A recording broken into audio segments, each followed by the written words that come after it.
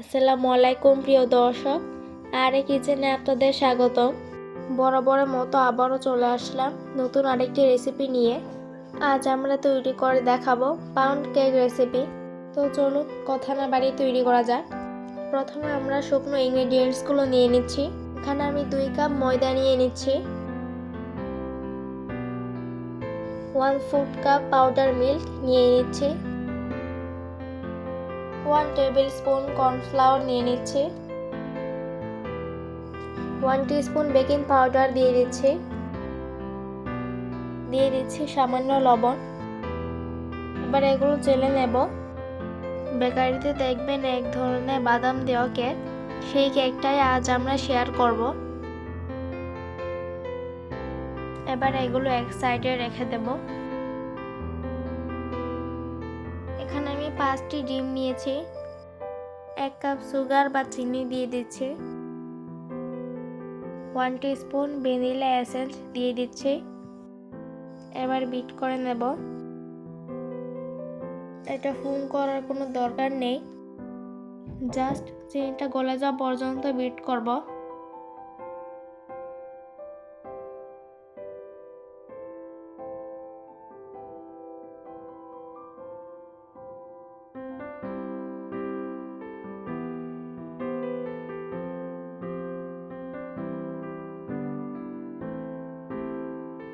Bit করা হয়ে গেলে দিয়ে দিচ্ছি 1 টেবিল চামচের মতো ঘি, আর দিয়ে দিচ্ছি 1 কাপের মতো সয়াবিন তেল। এগুলো দিয়ে আবারও 30 সেকেন্ডের মতো বিট করে নেব।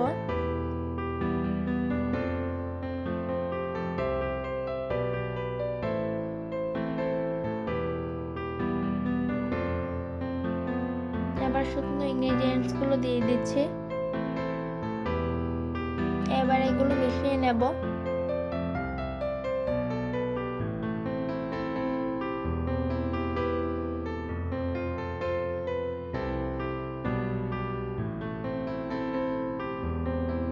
এরকম ঘনত্ব একটু বেটার হবে।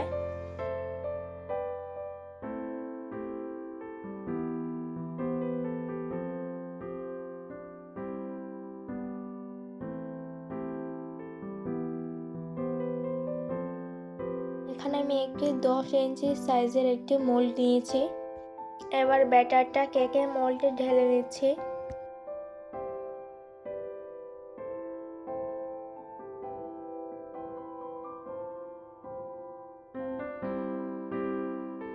এবার উপর থেকে দিয়ে দিচ্ছি কিছু চীনাবাদাম কুচি।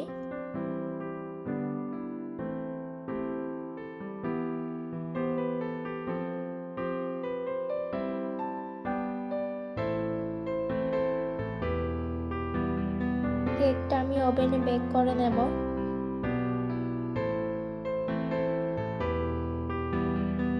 170 ডিগ্রি তাপমাত্রায় আপ ডাউন হিট অন করে দিয়ে দিচ্ছি 40 মিনিটের জন্য। ফিরে আসছে 40 মিনিট পর। দেখুন কেকটা কত সুন্দর হয়েছে। একটি ছুরি দিয়ে সাইডগুলো ছাড়িয়ে নিচ্ছি।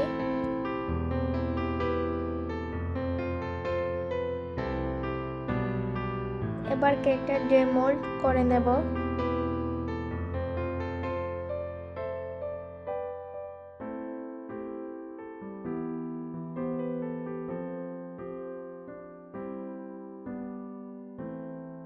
র্যাপিং পেপার দিয়ে মুড়িয়ে কিছুক্ষণ রেখে দেব।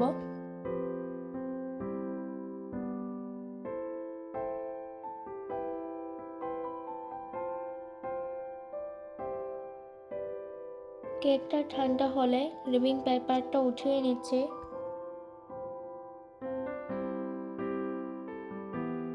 এবার একটি ছুরির সাহায্যে পিস পিস করে কেটে নেব।